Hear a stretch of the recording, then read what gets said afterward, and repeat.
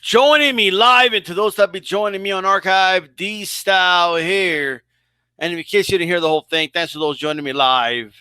I think I started a little too early there in that shout out. And I'm being joined by the one and the only one I know, Reggie Owens. What's up, Reggie?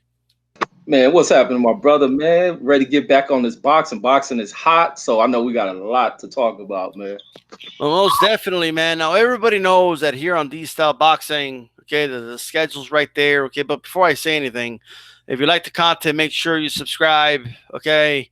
And don't forget to throw a jab at that like button, right? It's the most important punch in boxing, and it's the most important thing you can do here on YouTube. It sets everything up, right? It sets up the hook to the subscribe button and that uppercut to that bell button. That way you are notified every single time D-Style comes on live. Now, we all know that Mondays we have Haplotype. We wrap up the weekend and all that. Talk the biggest stories of the weekend. And then, of course, we got Mexican Latino Tuesdays that I do as well. And then we have Calix on Wednesdays for Calcast. And make sure you guys check those out if you haven't already, man. The betting odds. You want to make money? Listen on Wednesdays. But Thursdays, we got an announcement, don't we, Rich? Yes, indeed, we do. That's right. So moving forward, Reggie Owens will be a regular co-host on Thursdays. So make sure you catch us here live every Thursday, give or take 10 p.m. Eastern time, 7 p.m. Pacific. Sometimes we're a little late. It is what it is. I had to start a little late this time. I had some stuff going on. But nonetheless, we're here. We're here. And do not forget to throw a jab. Look at that. That's beautiful. We already got a nice 7. That's good luck. All right. Now, first, before anything, Reggie, it's not the big topic tonight, but I still want your thoughts on it.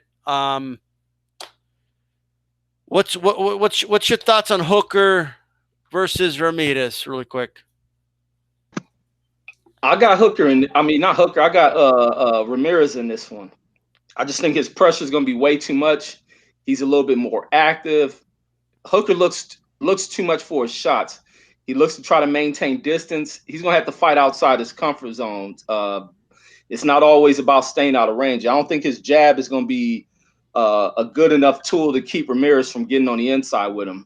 Maurice is going to have to be willing to exchange with him, but I think Ramirez's pressure is going to be too much. But I got Ramirez by decision, if anything. I think in the upper levels, I really don't count for knockouts, so I don't look to make decisions based on knockouts. But right. I see a majority decision going to Ramirez in this one. All right, man. A lot of people picking Ramirez, but it is a close fight, man. You guys make sure you tune into the zone for that. It's going to be a great fight. I'm also going to be doing a punch by punch, play by play. It's on the schedule, by the way. Okay, so make sure you guys check that out here on D-Styleboxing.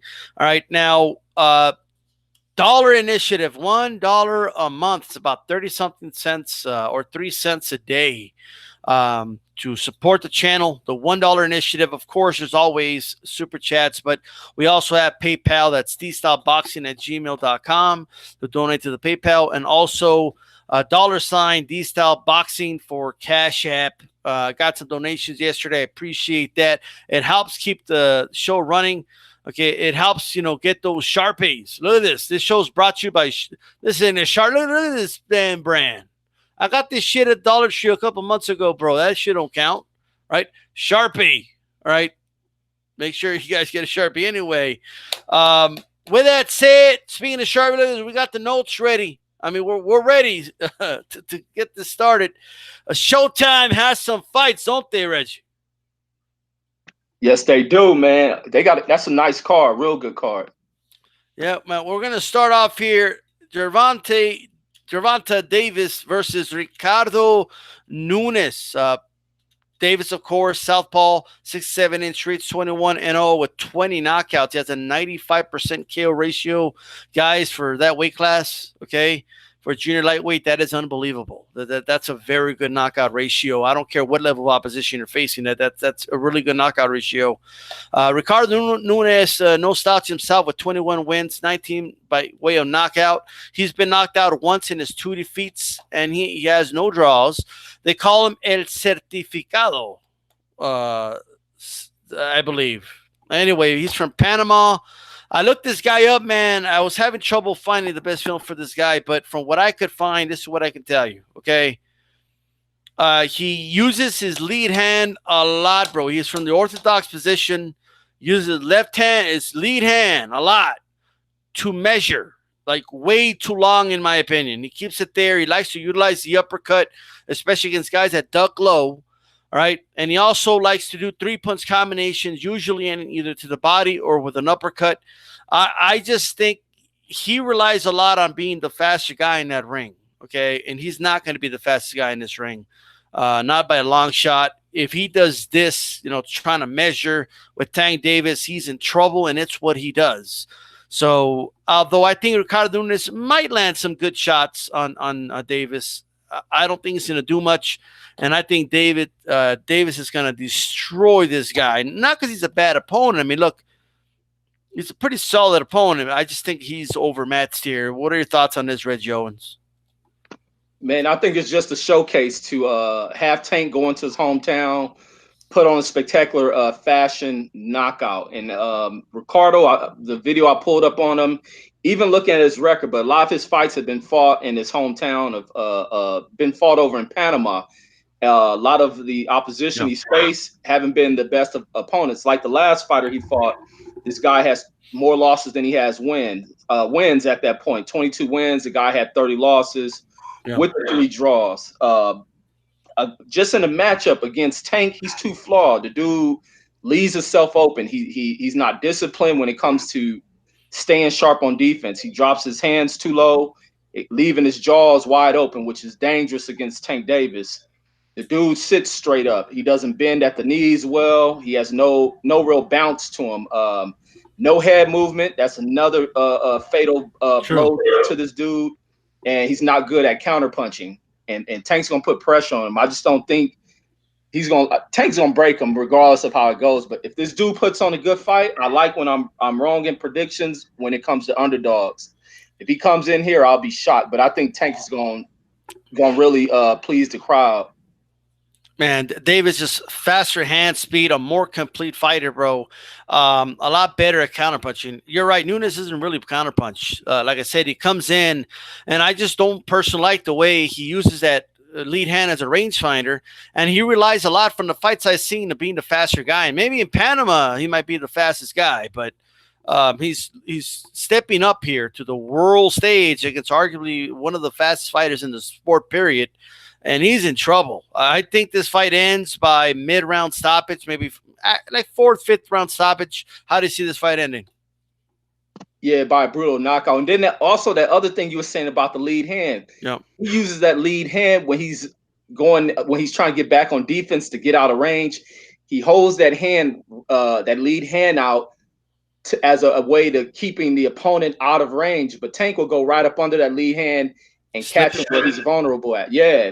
I think Tank is knocking this dude out. He may, keep him in there for a while, let the crowd watch him put on some spectacular offense. I don't see it going past 6. So about the middle of the fight, I don't see it going past that. I'll be shocked if it goes 7. Absolutely. Make sure you guys throw a jab. Throw a jab at the like button at that breakdown Jesse Owens just gave you. Check this out, man. I just want to go over the chat here really quick before we fall to DJ Mexicano de Tejas. What's going on, bro? AJ, he's always the first one, man. He's always on here, so I want to thank you, man. Great support. AJ10 says, what's up to D-Style? And say what's up to Reggie Owens. He's in the house as well. Ricky Elphone says, interested to hear your take on this. Clifton Bronson, what's up, D-Style? And Reggie Owens. Chance Smoke, what's good, D-Style? Reggie Owens, you're in the chat too, Lily. Reggie Owens hosting, and he's doing shit. He's doing double time. All right. Say less. What's good? He says, what's going on? I've seen your boxing content. Great stuff. Christian NWO says, I was listening to a UK channel the other day, and I got to see a real-time reaction to UK fans reacting to Whyte's failed drug tests. They were in denial, of course. I was talking shit. He says, we're going to get to that. AJ10 Tank will whoop that ass. Alphonse says, to say this, you're going to do a video on Dillian situation. We will see about that. If Sadis answers that, homecoming fights AJ10. And Haplotype says, jab the like button. Salute to D-Style, he says. And I'm being joined by Reggie Owens, of course, new co-host on Thursdays. So you guys make sure you tune in every Thursday. Haplotype on Monday, Calix on Wednesdays. All right. Alex says, will Gamboa beat Rocky? AJ 10 says, what's good, Reggie Owens and Haplotype? And that's the next thing we're going to talk about. How do you see this fight, man? Just Reggie, Yurokis Gamboa of Cuba versus Rocky Martinez, both orthodox fighters. It's a 10-round fight. I believe it's 10 rounds. Rocky has been very inactive. He had one fight in March, and now he's going to jump in against Gamboa. Gamboa's on a 3-match winning streak, trying to get back to where he was, and maybe a win here can maybe get him closer to that, before he lost to Crawford, and he kind of fell down from where he was. Rocky Martinez is 33-3. With 18 knockouts, he's best known for his war with Ricky Burns in a losing effort. Okay, but that was one of the most exciting fights of that year when he fought Ricky Burns. I don't remember the year. AJ 10, give me the year if you can. And Gamboa, of course, 29-2. We know his 2 losses. One of them, of course, to Crawford, where he was doing really good early, and then Crawford punished him towards the end. How do you see this, matchup for Gamboa, Reggie? I like Gamboa in this, and you brought up the point that Rocky's been inactive, and then remember Rocky was knocked out by Lomachenko. I don't know if they set that up based on Rocky defeating. He defeated Salido after Salido beat Lomachenko. He went in those 2 fights. He dropped Salido in that first one. They went in the draw in that second one. They put this dude in here with Lomachenko. Lomachenko destroyed the guy. And that was back in 2016. This dude didn't come back until he only has 1 fight. His first fight has been this year. So he sat on the bench for 3 years after that defeat. I just think Gamboa's looking to get this tank fight. And ain't no way he going to let the opportunity of getting the spotlight slip his hands against an active fighter, almost kind of a Keith Thurman type. I just think Gamboa's going to go in here. He's going to put on the pressure. Gamboa's good at being busy, and he's good at countering. He's good at banging with other fighters. I don't think Rocky be tentative in fights, man. When Rocky has to exchange with other fighters, he shells up, he backs up, he gives up too much. I just don't think he's going to pull this one off. I like Gamboa in this one. Most definitely. Especially when the other guy is a lot faster than him. I've noticed his output goes down a lot, and he does shell up a lot. He's going to be shelling up a lot. I think this fight goes the distance. That's what I think. I think Gamboa wins a clear decision, 9 or 10 rounds. He will win here. I don't see Gamboa losing more than 3 rounds in this fight at all. He should handle Rocky Martinez. It's a perfect style for him to fight, and I think to help get his confidence up, especially. I got Gamboa decision. How do you see this ending? Yeah, I got Gamboa in the decision. Now, if Rocky tries to get in there and bang with him, Rocky's getting put out. Rocky's definitely getting put out. But if Rocky fights the fight safe, it's definitely going to a decision. But the minute he tries to exchange with Gamboa, he's getting knocked. Because that's what happened with in Gamboa's last fight against Miguel Beltran, who they both fought. Beltran tried to exchange with Gamboa and got dropped, so the power's still there. But I see Gamboa going to a decision if Rocky keeps it safe. There we go. And Salas just says after this live stream, he'll be doing a video. So all you make sure you tune into Salas after this live stream. Ricky Alfonso says cool to that. Absolutely. Haplotype says salute to AJ 10, the fact checker of Dstyleboxing. Okay. AJ 10 says Martinez fought Burns in 2010. There you go. And Salas with a $5 donation to the Dstyleboxing fund with that super chat. Says D-Style by far one of my favorite channels on YouTube. Whyte is a cheating bum. Loma will beat on whatever bum is next. Wow. All right, the harsh words for Whyte, but I think he deserves it. We're going to go in on Whyte a little bit.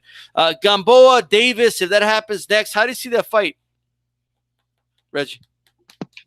I'm going to go with the youth, but I think it's going to be – I don't count older fighters. I think older fighters tend to be kryptonite for young fighters early in the fights. I think the young fighters get advantage once the older fighters begin to fade. Early on, Gamboa is going to give Tank some issues. probably about a good 4, maybe a middle of the fight. If Tank can't figure things out, make adjustments, he's gonna have a rough fight against Gamboa. But just due to his youth, but even with his youth, he's very inactive, so I can't even give him the advantage. Being active as a young dude helps you out a lot. He's probably gonna get to where people are gonna say he's exposed going in there with Gamboa. Gamboa is another guy who will bang with him. Gamboa will take risk. Gamboa ain't got nothing to lose. He will take risks just to get in here and try to make an example out of young Tank. I think that would be a tough fight for Tank. That's definitely going to be a tough fight for Tank. And being that you got to look, Gamboa's been more active than Tank as well. So it's going to be a difficult fight. But I think Tank youth may end up helping to carry on with that. But then Gamboa's experience may make things very difficult for Tank. Yeah, I think this fight is more difficult than people think. I agree. I would have picked Tank in this fight, but I don't think you count out Gamboa, man. I definitely agree with that. Now, another fight here that I wanted to kind of get your take on is Tevin Farmer versus, forgive me if I don't pronounce this French dude's name right, okay, but Guillaume Fenouilles, okay? Forgive me. By the way, haplotype, can you elaborate on what he just posted? We're going to go over that next, and I want to know more information about that. It's the first I heard of that, all right? Tevin Farmer, 29-4, but many of his losses early in his career, man. This kid hasn't lost in 2012 when he lost to Pedraza, all right? So he's been a long winning streak, 67-inch reach, 5'6". The only reason I'm mentioning that, because he is southpaw. He's facing another southpaw with a Frenchman who's 46-1 with 1 draw, only 12 KOs. By the way, Farmer only 6 KOs. Both these guys together have 18 KOs, bro, out of like 70 fights, which is insane. But anyway, he's 5'7". We don't have his reach. The reach is, I don't know where that is, right? I don't know where the reach is. Farmer, as you know, beat Jono. The reason that is an important thing to note is because Jono had a draw against this Frenchman. We're going to call him the Frenchman. I'm going to call him the Frenchman, right? And that was a controversial fight. Many felt the Frenchman won that fight, although Farmer did win wide in a pretty good fight against the same opponent, Jono. I believe that fight was in Ireland. I need a fact check on that. I believe it was in Ireland. However, it's one thing I noticed, man. He likes to mix it up. He circles the ring at times. He has a high guard and he comes forward a lot. I think he's open to body shots, to be honest with you. I think this is going to be a tough fight, though. I think it's going to be a tough fight for Farmer. I think it's going to be tight. I think it's going to be close. I think Farmer's going to win a very close decision in this fight. Do you see anything different here, Owens? Reggie? No. I see it just how you called it, man. This dude, he's a tough dude. The Jono fight is what I base it off of. Right. Jono is working easy to the French. I can't pronounce the Frenchman's body. It's easy to get to his body. When you hit him to the body, that dude don't let them hands go. He goes into trying to be safe. The one thing I give Tevin the advantage at, Tevin's a good dude with rolling punches, and he's great at countering. I think he'll find the opportunities to slip punches in on this on the Frenchman. Knockout, nah, he's too feather-fisted. He got shot in the hands is another issue. So I don't know if the hand thing is the reason. Nah, he wasn't getting knockouts before he was shot in the hands, but I think that added to the power going away. But he's going to have to really battle out. Tevin is battle-tested to go the distance. So he's just going to really try to work his way to this guy's body and get to trying to destroy him. Dude, both guys have 75 wins and they have 18 knockouts together. Like, you know, but this fight's going a distance. If there's ever been a fight where I can guarantee it's going distance, I think it's this one. But I think it's going to make it a very exciting fight, man. I think it's going to be a very exciting fight. Tevin Farmer just isn't that dude, okay? I know a lot of people are talking about Tevin Farmer, you know, can give Crawford problems. I don't know what you guys are talking about, okay? He could, you know, that he can give Davis problems. Dude, I'm not even sure if Farmer can beat Gamboa, bro. Am I way off with that? No, I don't think so. He's just fluid. Everybody likes the style in which he looks. Yeah. He's just fluid in his movements. but he got nothing to keep anybody up off of him. He going against these dudes who are dangerous punchers. He's been knocked out, twice? He's been defeated multiple times. Them dudes really give Tevin issues. Tevin's asking for it. Eventually, he's gonna get it, and he's gonna have to show up. And then this Frenchman he's fighting, you got to see his record, like the opposition. He has a lot of dudes what I call upside down opponents who have more losses than they have victories, and that's the thing that goes on over in that region of the world. They pad up people's records, and this dude can't knock out these soft opponents. So, but Tevin fighting Gamboa or Tank would be bad medicine for him, but he wants him. Let's see what he looks like. Man, I'm basing this off of mainly the Jono fight, man. That's the best gauge I have to compare both guys, and they're both southpaw. You know what I mean? I think that's going to make it interesting. Southpaws don't see southpaws that often. You know what I mean? So it's going to be very interesting. This is going to be a close fight. I think I got Farmer winning like 8 rounds to 4, 7 rounds to 5. But I think don't sleep on this fight, man. This French dude might pull it off, bro. It's possible. All right. I'm not saying it's going to happen, but it's possible. So I got Farmer decision. I might take you got Farmer. Do you have him wide, or you think it's going to be close? I got Farmer. Man, Farmer don't be blowing cats out. I got it probably by 2 rounds or so. It could be close, man. Yeah, and he ain't gonna keep this. And the thing, Tevin ain't gonna make this guy second guess about trying to battle with him. This guy's gonna come forward. He's gonna make it look ugly and hard for those judges. So Tevin's gonna really have to work. Absolutely. Let me just go over this really quick. These chats. I'm gonna read through haplotypes when we get to this topic. So I'm gonna get to that. But AJ Tense is also talking about that. So we're gonna hold off on it because you guys are talking about Whyte. I want to touch on this quick. The PBC apparently ain't going to be recognized in the WBO, man. From my understanding, this is from my understanding. I could be wrong. And if you know more about this than me, feel free to say, bro, or anybody in the chat. But from my understanding, this has a lot to do with the situation with Andy Ruiz, who we're going to be talking about, in Dillian Whyte situation. But apparently they wanted to fight his mandatory, right? Usyk. Not Wilder after the Ruiz fight. Okay, so apparently that has a lot to do with that. And a lot of PBC fighters in their big weight class, which is welterweight, none of them are WBO champions. Crawford is. So I have a lot of thoughts about this PBC and not recognizing the WBO or whatever. And believe me, I don't have sympathy for the WBO, but I do have an issue with Crawford not being recognized as a world champion at 147. I do have an issue with that, but I'll give my thoughts on that. What are your thoughts, Reggie? With mine, I just think it's lines are being drawn between the two, because I hear a lot of folks that when they speak on it, because I kind of fell back on my understanding of the sanctioning bodies. When I was young, I understood it, but as I got older, man, this stuff then got complicated. But a lot of people speak on Bob Arum's influence over that sanctioning body. He makes the calls, they do what he says. And then also bringing up the thing about them trying to force Andy Ruiz into taking this mandatory challenge against a guy who hasn't even had a fight at heavyweight is another kind of red flag. And also that's kind of interfering with which is the most which is the proper thing to happen within the division, is to allow Andy to go into a unification bout to become undisputed. But here these guys want to interfere, which is the same thing that Bob Arum does, is he interferes with things. So I don't know if I was making that decision. I think I was a fair and balanced dude when it comes to the business of the sport. They want to get away from it, shake it. I'm all for it. I'm all for it. I just don't trust anything associated with Bob Arum. I hear you. Right. There's some champions with Matchroom that are WBO champions.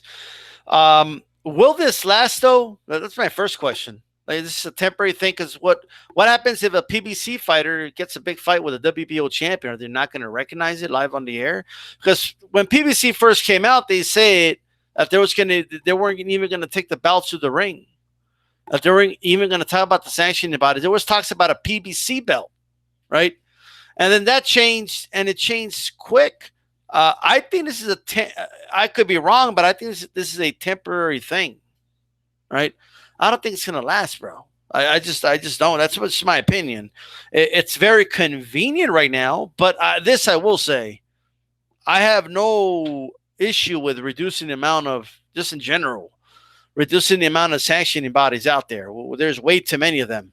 WBO should have never become as powerful as they became. All right. So that it's not like I'm advocating for the WBO belt, but I will tell you this, man. I don't care if it's a WBO strap. Crawford's a champion at 147. You know what I mean? Oh yeah, most definitely he's the champ. But I think this is more of a battle. I think the PBC side is just tired of being disrespected by these other divisions. Right. And that's another reason for leaving Terrence Crawford when they show the 147 champions. I think it's more of a slight at the organization than it is towards the fighter. But it's just the battle. It's just been an ongoing thing. And just like they brought up earlier on Trill, is that the WBO was a part of that lawsuit. They jumped into that lawsuit that Oscar and them try to bring up on the PBC.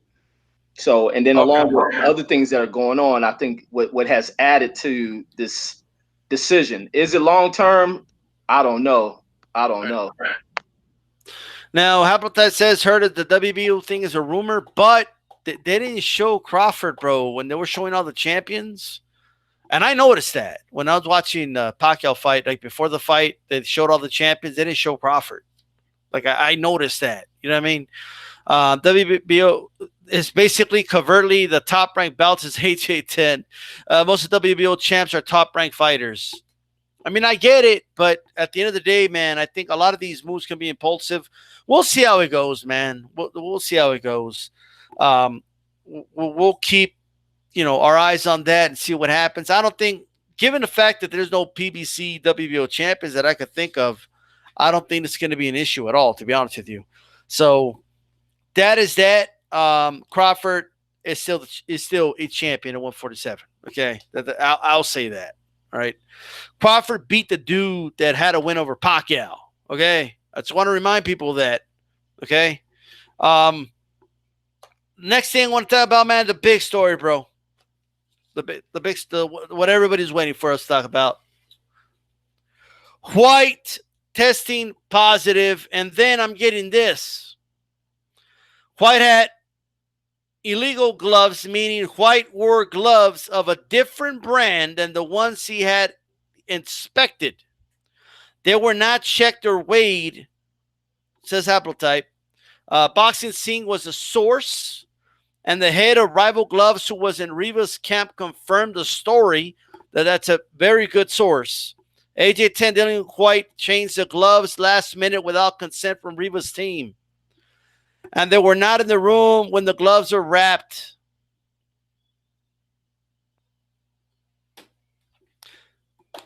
Dude, that's probably worse than the PDs. Right. And you have to hear the excuse that Dillian Whyte came up with. What was it? It was during the that post-fight press conference that they had. Dillian Whyte comes out and states, I don't even think the question was brought up. He was speaking on something, and he goes up, he brings it out, I guess to try to cover his ass before conversation was brought up, that an undercard fighter ended up something was going on with an undercard fighter to where they needed gloves, and they give these gloves to him. And I'm just like, it just doesn't make sense. It didn't make sense at all. But there is some real fishy stuff going on with these dudes, especially for some unsanctioned gloves, because I think the gloves have to be checked and written off. So it's just a lot that went on with this event, to where and that goes on over in that side of the country. It probably goes on in America, where there's not enough controls. People aren't being in control and being watchdogs to regulate things up over there. But that excuse of the gloves going to an undercard fighter, why aren't you giving this? If that was the case, the undercard fighter should have took the unapproved gloves. So I mean, it just leaves him in a lot of heated crap that's going on. Wow. Look, first of before, like, I want to make sure you guys understand, okay? Wearing gloves that are not inspected is bullshit. That's what it is. That is bullshit. Well, there's way too many stories of funky business with gloves. You wear the ones that are approved. And the commission should have those gloves. You're not supposed to be able to hand the gloves to somebody else anyway, and it's a stupid excuse anyway. The British Boxing Board, or whatever the fuck they call themselves, should be ashamed of themselves. This is a disgrace.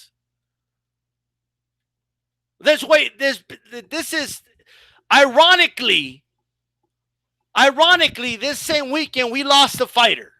A fighter lost his life in the ring. This is not a game. You can't go in there, all right, wearing gloves that are not inspected. We don't know what the fuck he did to those gloves. We don't know what you need the padding in the gloves, okay, to offset basically the fucking the wraps you got. Because that could feel like a cast when you get hit.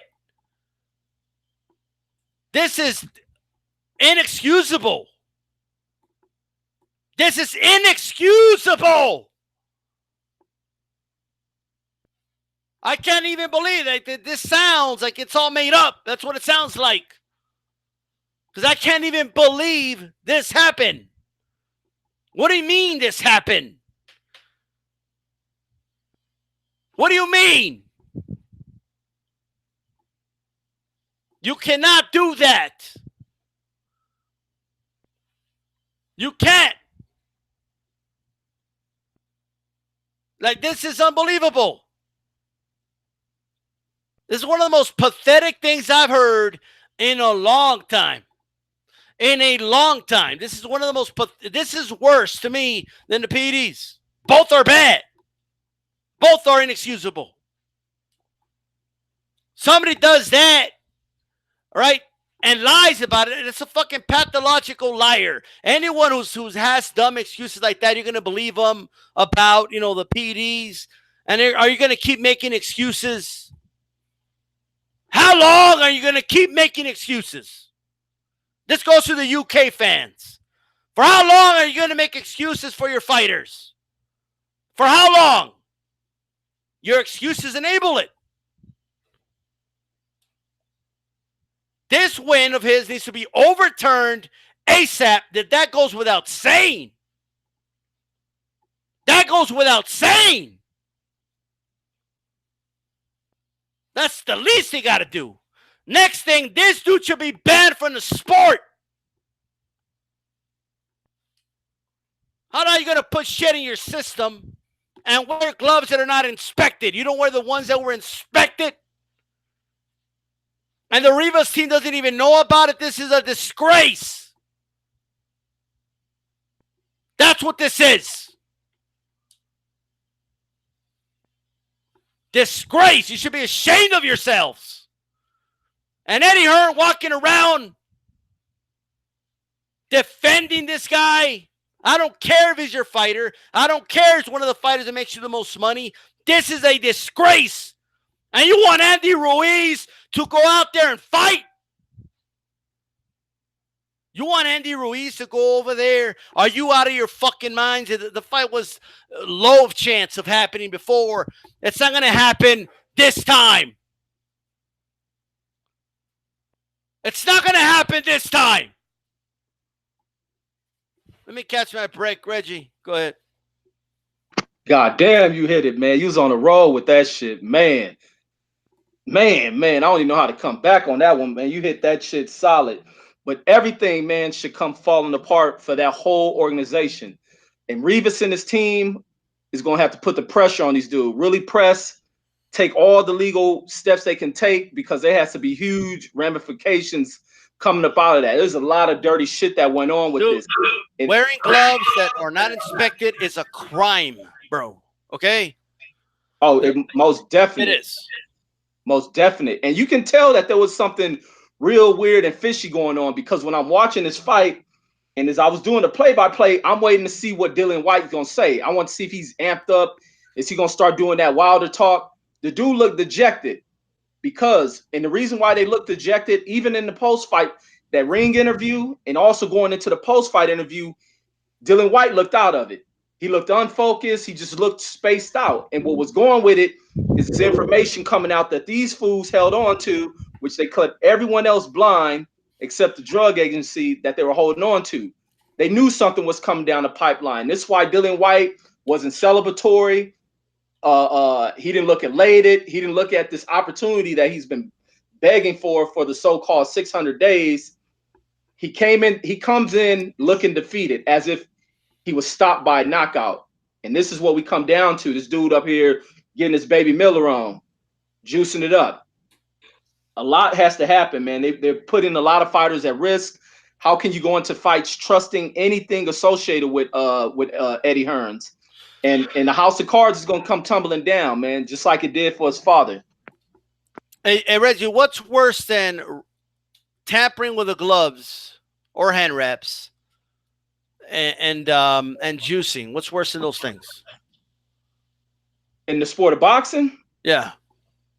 Shit, fixing fights. You know what the answer is? When you do them all in the same fucking fight, dude. Okay? Right. Yeah. When you do them in the same fucking fight. Same fight. One fight. You did both things. Like I know what, like I know you've been talking a lot of shit, and I know you know, maybe you cash too many checks that your ass can't cash. Okay, I get it. Okay. But it's one thing to be a loser and not being who you said you were. But, you know, at the end of the day, no matter how much you get clowned or whatever, you would still be respected as a prize fighter. The respect is gone. There is no respect. I can't respect somebody that does that. And Rivas should sue.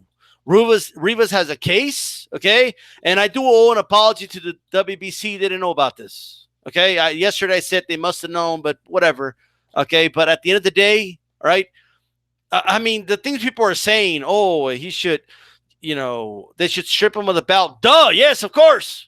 He should be stripped of everything. All mandatories, all that, stripped. He should be banned for life. We don't have room for that type of shit in boxing. We don't have room for that, dude. Like, there is no room. Like, just to put it in perspective, what would all the British fans say if they later found out that Ruiz tampered with the gloves, that he wore gloves that were not the ones that were inspected? It's just, what would they have done? What would they have said about the United States commissions? You know? What do you think they would have said, Reggie? They'd be over here with the pitchforks doing the same crap they do with defending AJ, but in the reverse of it. They'll be ready to go to war over that shit, bashing anything coming out of the United States. But I like that question that you posed, man. If you can let that shit sit once again about what's worse than tampering with gloves, PEDs, that was a real deep question, because what you stated was doing both of them in the same night. That's some real deep shit that I didn't even think of, that really hits home and is also reasoning behind why this dude has to be gone. And on top of that, this ain't a one-time offender. This dude done it in the damn past. And that's some real serious stuff. But these UK fans will really be trying to come over here and hit heavy, doing the same BS that they've done, that a lot of people have grown tired of dealing with UK fans. It's time for them to grow up and accept that there's some real issues over in their country. Nothing gets fixed when you turn a blind eye to shit. It's time for them to address things that are going on over there, making them look like fools, making them look bad due to these lies that they think is truths. The truth will always set you free, and the lie will always be exposed. And that's what's going on with UK boxing. It's putting a black eye on a sport over there. So it's time for UK fans to start getting in line with the truth, because this ain't about nationalistic lines being drawn. This is about the sport of boxing, regardless of where you're from. This ain't no American UK type ish. This is about things being honest. It's all about being true to the sport of boxing. We want good boxing, clean boxing, fair boxing. Not none of this, because you're from the UK, I'm from here, F all that crap. Start holding folks accountable. And that's the thing. There's no accountability going on over there. It's just these guys trying to shift blame over to another side. And why they're constantly being played and fooled. They've been fooled big time by this one. And a lot of these fools ought to be unsatisfied with the decision coming out of there. They ought to jump on board with pressing the action on Eddie Hearn being gone from the sport, whether it's permanently or for a period of time, as well with Dillian Whyte, because they had put a dark cloud over the UK. Dude, look, we don't have any jurisdiction over the BBBC, whatever the fuck they call themselves over there. Okay, the boxing board. What the fuck are they called again? British boxing. I don't even know. First thing I got to do is fix that name. Okay. Yeah. Second thing. Okay. Look, let me tell you something, man. All right. We don't have any control over that, but the commissions over here need to ban Eddie Hearn. And I know that sounds extreme, right? And yes, blood, he's a walking, talking contradiction. We don't need a promoter like that, okay? Especially if they knew that this dude, okay, had already tested positive and they didn't let Rivas know. If that's true, that is insane, right? They didn't even give Rivas a shot to know, yo, this dude, he got busted for this allegedly. So do you still want to fight? Or Rivas could have said, all right, I'll fight the fucking juicer, but give me more money. How about that? Or give me a bigger cut. They robbed him of that too, right? And they could have robbed him of his life, bro. Okay, this isn't a game, okay? And it just isn't, all right? And I'm Eddie Hearn should not be allowed to promote a fight in the U.S. ever again, okay? Period. All right, and now people will say, well, what about the Joshua Ruiz fight? We don't need Eddie Hearn, right? We could still do the fight in the U.S. We could do it in Mexico. We'll get that done, right? Eddie Hearn should also, in my opinion, especially if he had knowledge of these things, has a lot to answer for. Okay, it's either that or you throw Whyte under the bus. It's one or the other, Eddie. You can't have it both ways. You can't talk about how innocent Whyte is, all right, when the evidence clearly shows he's guilty, because either you're complying with it, either you're part of it or you're not, right? And let me tell you, Ruiz is crazy if he fights over there. I don't know what you think about that, Reggie. Crazy if he fights Joshua over there.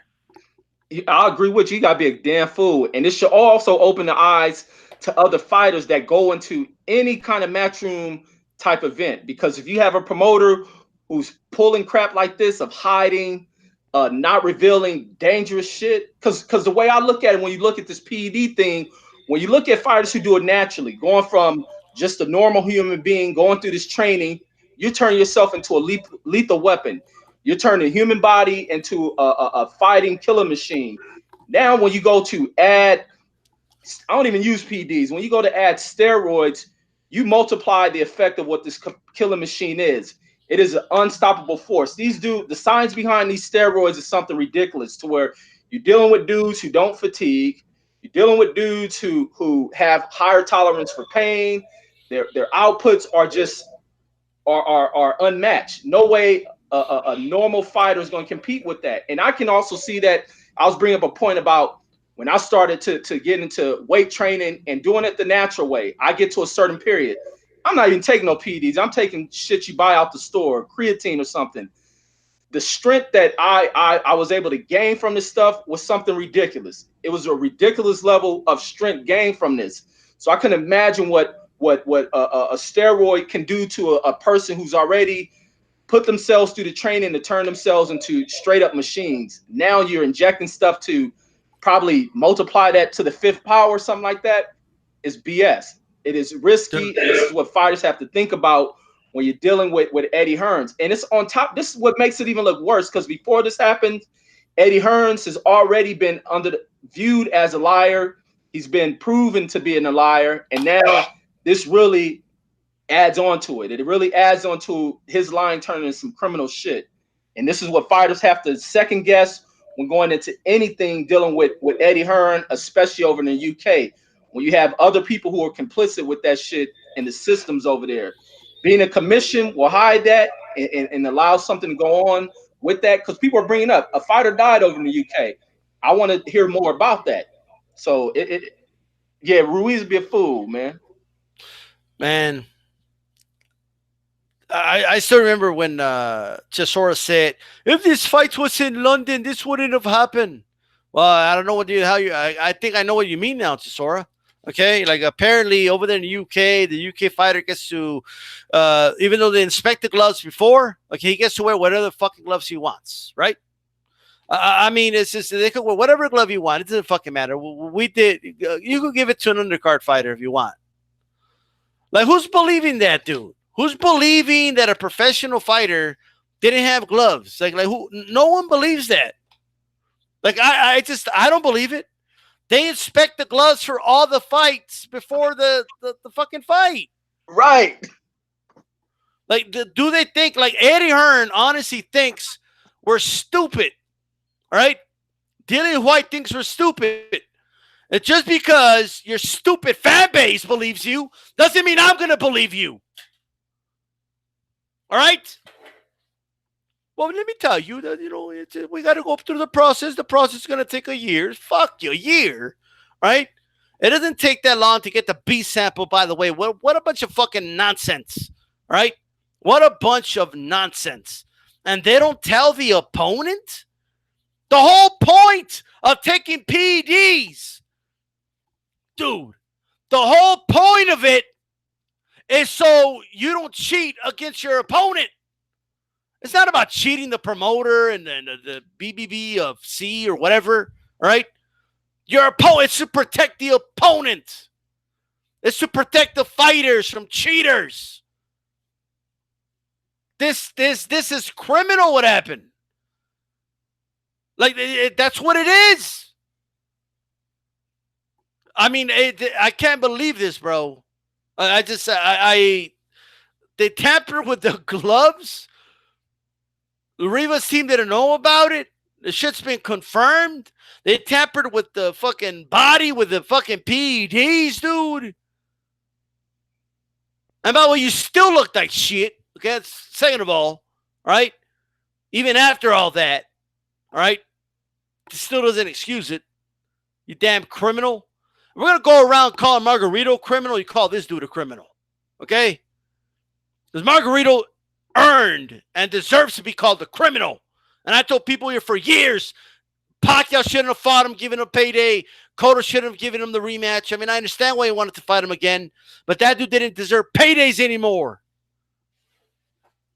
Dillian Whyte should go find another job. Maybe he'll be good at it.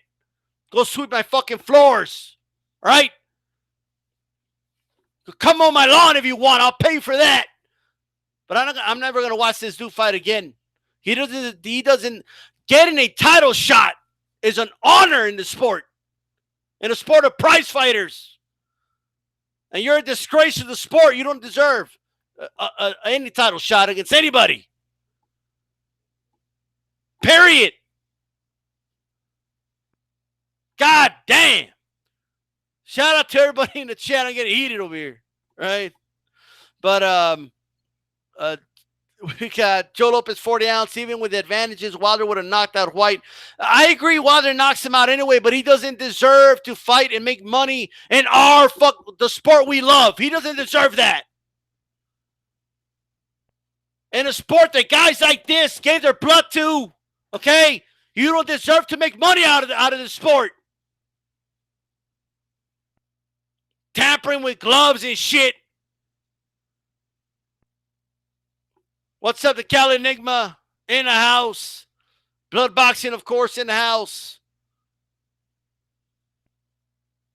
And they just, worst timing, too. They have to do it the weekend a fighter died in the ring, bro. Could they have picked the worst time, Reggie? Hell no, they didn't. Hell no, they couldn't, man. And damn, man. You bring up some solid shit. And just like you said, man, this fool doesn't deserve to make money in the sport. No. Especially a sport, man. You have to honor, even though these fighters go into combat against each other, there's still a high level of respect and concern for each of these fighters. And it's just like the fighter who end up going in having that fatal fight. Even when he showed it, he spoke of something real about when they go in the ring, they fight for different dreams and different goals and doing this for the family. So you never know what the objective. Every fighter wants to go in the ring and return home to their families. Here's Dillian Whyte doing the most dishonorable shit to not respecting the brothers in combat. Yeah, lines are drawn. You're going into war, but there's rules to engagement. There's rules to war. These fools have violated every single war. Yeah. I mean, every single rule to war. And even in real war, there's war crimes and shit. And in this sport of combat, there's crimes to this shit, and that's exactly what they pulled off. And the punishment should be this fool shouldn't be making money in the sport for a while because you try to take a dude away from his family. Instead of putting in the proper amount of hard work and dedication, you shortcutted it. You shortcut it when it came to getting yourself in the proper physical condition.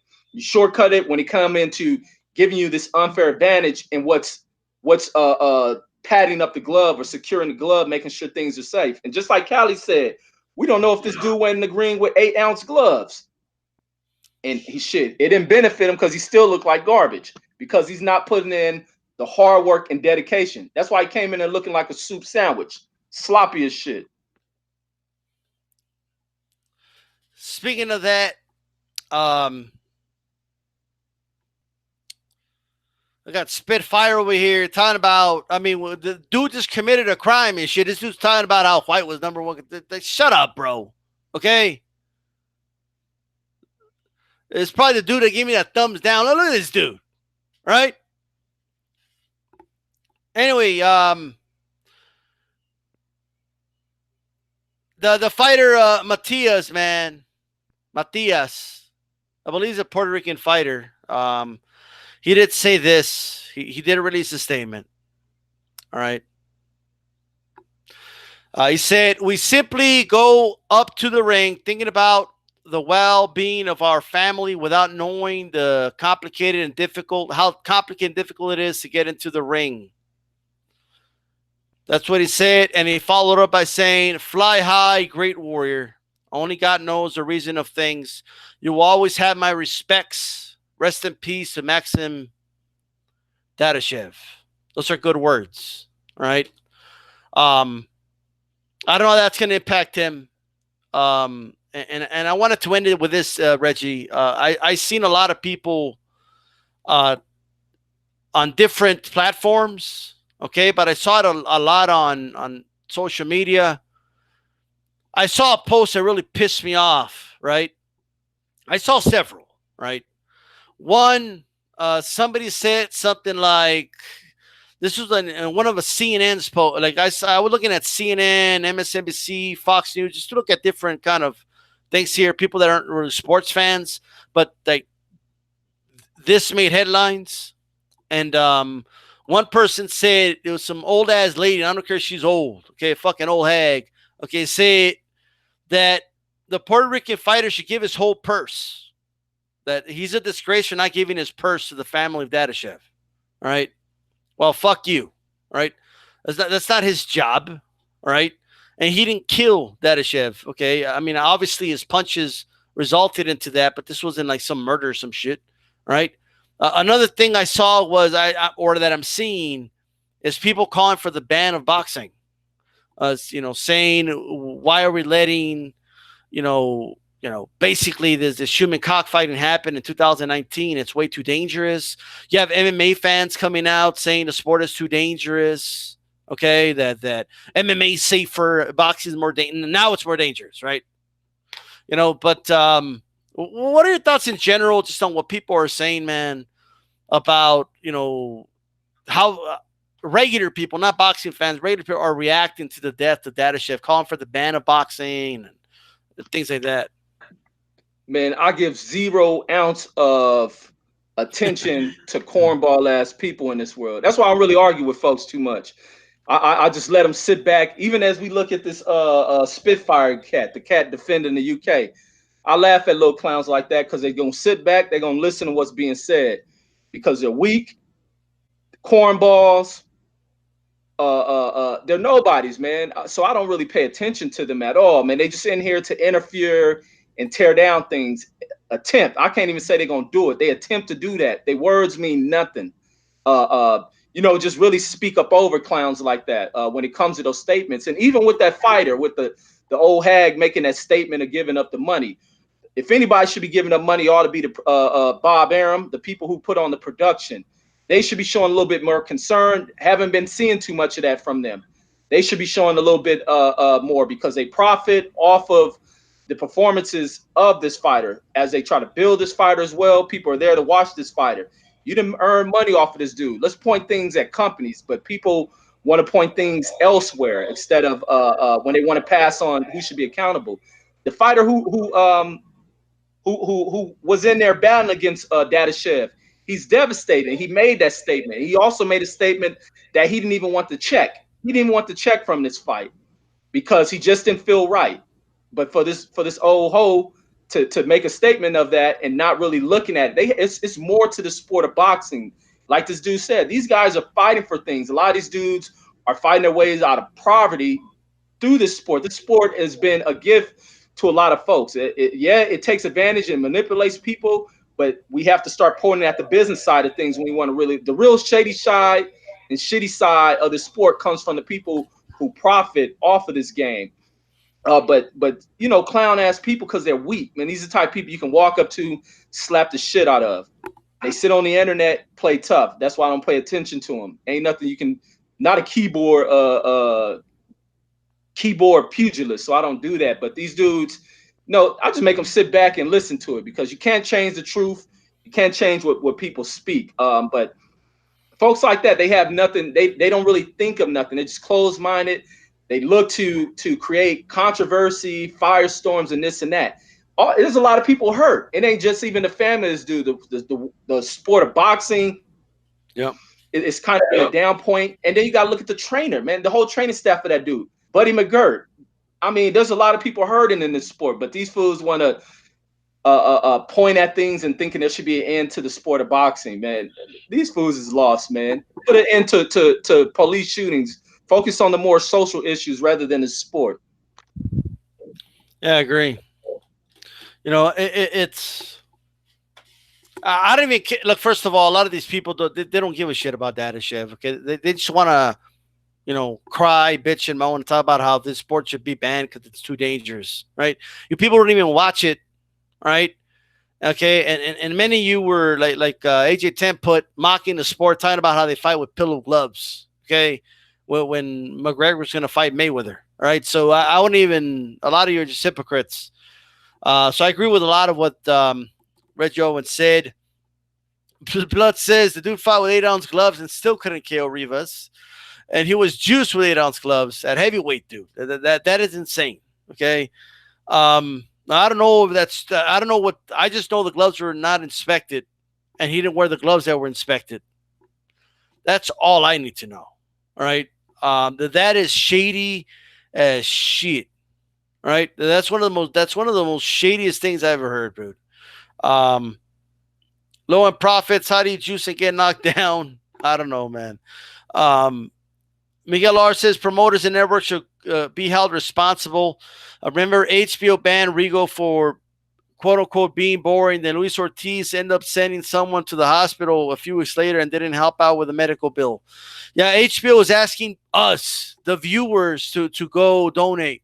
After they're the ones that aired the fight, right? And at the time, they were owned by Time Warner Corporation, $1 billion corporation, right? Like, what do you mean you want us? Like, we already pay you, HBO. We pay a subscription. Now HBO's gone now, but damn, dude.